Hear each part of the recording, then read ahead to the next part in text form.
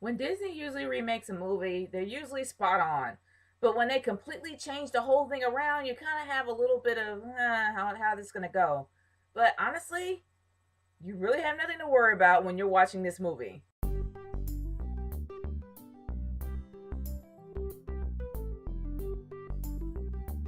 When Disney takes another tale from Hans Christian Andersen or they create an entire tale on their own, you think there's going to be something very innovative and creative and they're going to go a completely different cycle and not stick to the same cycle. But they still do. That's the only frustrating thing I have about Disney. Why do you consistently make all the animals pets like dogs that are completely dumb as rocks or kill off the parents? Just saying. Despite that rant right there, I will say this. I absolutely love Frozen. I enjoyed the movie. I enjoyed the characters. I even enjoyed the music. And I'm not a musical person. There's only a few there's only a few musicals that I can absolutely tolerate. But honestly, I love this movie. The songs really fit the characters very well. Let It Go is pretty much everybody's favorite song, and I understand why. For Elsa, her character, I loved her character a lot because they didn't make her the villainess like they would in the Hans Christian Andersen story. They actually made her somebody who was struggling being who she is. And she had to go away in isolation to accept who she was. And honestly, the song kind of fits the entire scene. And not only that, it was phenomenal. Despite all that, I love the dress. The dress they actually picked for Elsa when she was transforming from the Queen of Arendelle to the Snow Queen was absolutely gorgeous. For those that have not seen this movie, see this movie. And for little girls, they're going to love that dress. Seriously. And I know Disney is going to make one just for them. Probably in a more kiddie-like way. But besides all that, it was a gorgeous dress. I loved it. I like the character of Olaf. Olaf really wasn't so much of a pain in the butt like I thought he would be the Jar Jar Binks of Disney. But he actually was a really fun character. For little boys that are so afraid of this movie because they think it's going to be too girly, they're going to like it just for sure enough for Olaf. That's all they're going to watch it is for Olaf. This is a really, really, really great show. Like, honestly, it really was.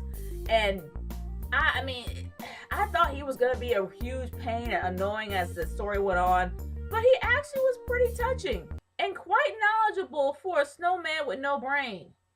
I like Anna.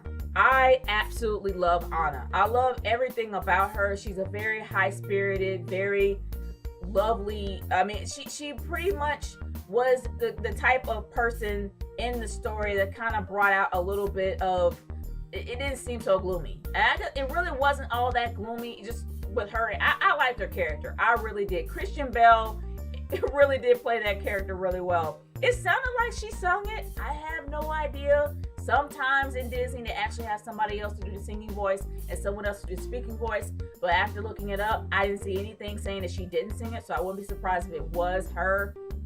But either or, it was a great story. Her song First Time in Forever really did fit Anna's character a lot. I absolutely loved it. I loved her character a lot, and I think her character really grew as time went on.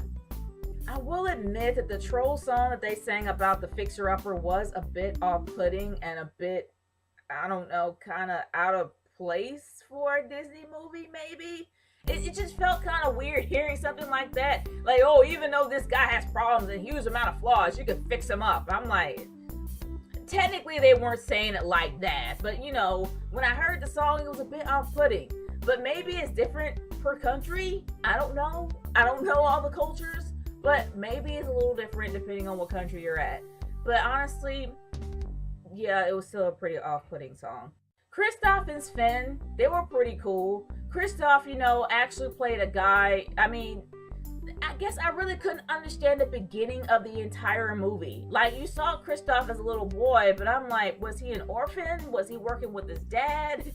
Why was he cutting ice when he was like the age of 4? Like, I couldn't understand that. And seeing Sven as a little itty bitty reindeer was really, really cute.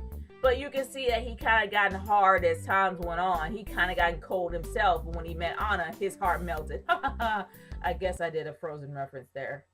They didn't technically have a villain in this entire movie, which was fine. It actually did fit it really well.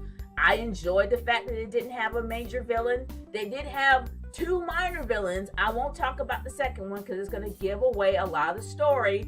But the first one was a typical really minor villain. Like, I think his name's the Duke of Wesselton or the Duke of Weaseltown. Regardless, he was very minor and he didn't really change the story at all. But I think that's what Disney wanted.